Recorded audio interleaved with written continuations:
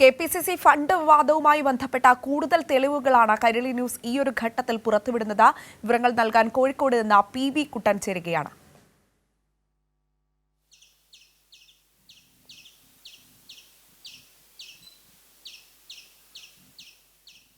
കുട്ടൻ, good morning.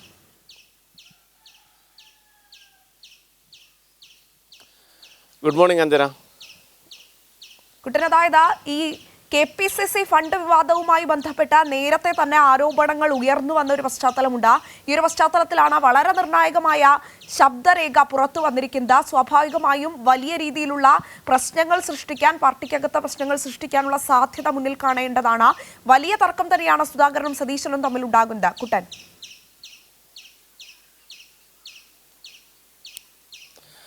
Anjana, Congress നേതാക്കൾ തമ്മിലുള്ള അനൈക്യം എത്രത്തോളം വലുതാണ് എന്ന് വ്യക്തമാക്കുന്ന ശബ്ദ സംഭാഷണമാണ് ഇപ്പോൾ കൈരളി ന്യൂസ് പുറത്തുവിടുന്നത്.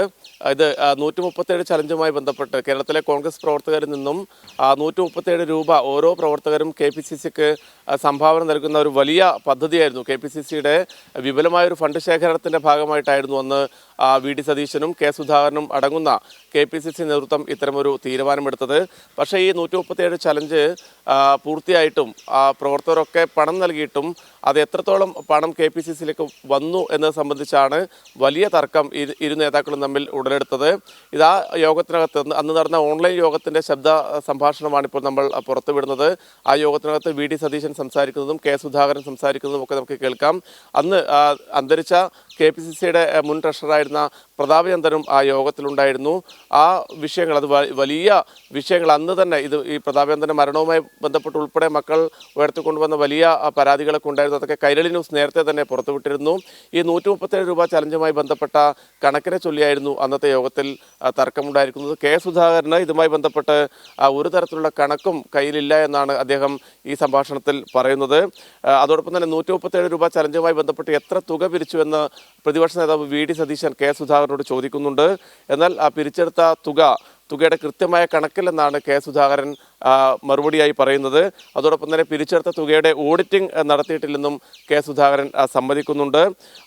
ആ ഘട്ടത്തിൽ VD സതീശൻ പറയുന്നുണ്ട്, K സുധാകരൻ പറയുന്നത് പ്രസിഡന്റ് പറയുന്ന കണക്കും DCCകൾ നൽകിയ കണക്കും തമ്മിൽ വലിയ അന്തരമുണ്ട്. കാരണം K സുധാകരൻ ഏതാണ്ടൊരു കണക്കായ യോഗത്തിൽ പറയുന്നുണ്ട്. പക്ഷെ അതിനേക്കാൾ എത്രയോ ഇരട്ടി അധികമാണ് DCCകൾ, ജില്ലാ കോൺഗ്രസ് കമ്മിറ്റികൾ പറയുന്ന കണക്കെന്നും VD സതീശൻ പറയുന്നു. കണക്കിലെ അവ്യക്തതയെ ചൊല്ലി ഇരു നേതാക്കളും കൊമ്പ് കോർക്കുന്ന സംഭാഷണങ്ങളാണ് നമ്മളിപ്പോൾ കേട്ടത്. ഇനിയിപ്പോൾ ഈ 137 ചലഞ്ചിന് ശേഷം 138 ചലഞ്ചുണ്ട്. അപ്പോൾ വളരെ കൃത്യമായി ഇത് മുന്നോട്ട് കൊണ്ടുപോകണം എന്നൊക്കെ VD സതീശൻ പറയുന്നുണ്ട്. അതേസമയത്ത് തന്നെ രാഹുൽ ഗാന്ധി നടത്തിയ ഭാരത് ജോഡോ യാത്രയുമായി ബന്ധപ്പെട്ടും വലിയ തോതിൽ കേരളത്തിൽ ഫണ്ട് പിരിവ് നടത്തിയിരുന്നു. പക്ഷേ ഈ ഫണ്ടൊക്കെ എവിടെ പോയി എന്നത് സംബന്ധിച്ച് വലിയ സംശയങ്ങൾ ഉയർന്നൊരു ഘട്ടമുണ്ട്. നേരത്തെ തന്നെ ഇതുമായി ബന്ധപ്പെട്ട് KPCCയിലെ പണമിടപാടുമായി ബന്ധപ്പെട്ടും ഫണ്ട് ശേഖരണവുമായൊക്കെ ബന്ധപ്പെട്ട വലിയ വിവാദങ്ങൾ ഉയർന്നു വന്നിരുന്നു, വലിയ പരാതികൾ ഉയർന്നിരുന്നു. ക്രമക്കേടുകൾ നടന്നതിനെ സംബന്ധിച്ചുള്ള പരാതികളൊക്കെ ഉയർന്നിരുന്നു. നേരത്തെ ഞാൻ സൂചിപ്പിച്ച പ്രതാപേന്ദ്രന്റെ മരണവുമായി ബന്ധപ്പെട്ടൊക്കെ മക്കൾ ഉയർത്തിയ ആരോപണങ്ങൾ ഉണ്ടായിരുന്നു. അന്ന് കോൺഗ്രസിലെ ഒരു വിഭാഗം നേതാക്കളൊക്കെ രഹസ്യമായും പരസ്യമായും പറയുന്ന ആരോപണങ്ങൾ ഉണ്ടായിരുന്നു. ഈ പിരിച്ചെടുത്ത ഫണ്ടൊക്കെ K സുധാകരൻ ആണ് കൈക്കലാക്കിയതെന്നും അതിന് പിന്നീട് പ്രതാപചന്ദ്രനെ ബലിയാടാക്കുകയായിരുന്ന തരത്തിലുള്ള ആരോപണങ്ങളൊക്കെ, സംസാരങ്ങളൊക്കെ ഉയർന്നു വന്നിരുന്നു. ഏതായാലും KPCCയിലെ ഫണ്ട് സംബന്ധിച്ച് വലിയ തർക്കങ്ങളാണ് പാർട്ടിക്കകത്ത് നടക്കുന്നത്. അഞ്ജന.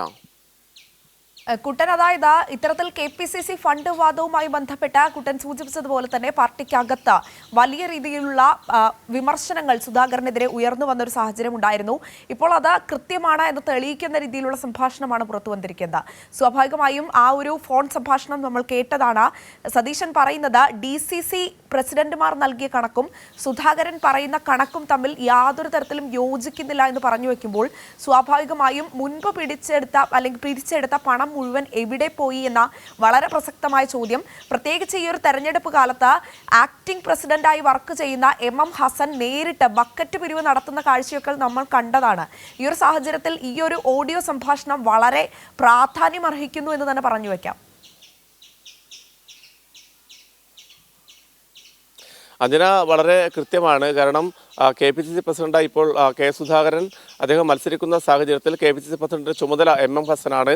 KPCCക്ക് ഫണ്ടില്ല, കേരളത്തിലെ കോൺഗ്രസിന് ഫണ്ടില്ല എന്ന് ജനങ്ങളുടെ മുന്നിൽ പറഞ്ഞുകൊണ്ട് ബക്കറ്റ് പിരിവിലേക്കൊക്കെ നീങ്ങുന്ന ആ കാഴ്ചകൾ നമ്മൾ കണ്ടതാണ്. ഈ ഘട്ടത്തിലാണ് കോൺഗ്രസിന്റെ തന്നെ നേതാക്കളും പ്രവർത്തകരും വളരെ പ്രസക്തമായ ഒരു ചോദ്യം ഉന്നയിക്കുന്നത്.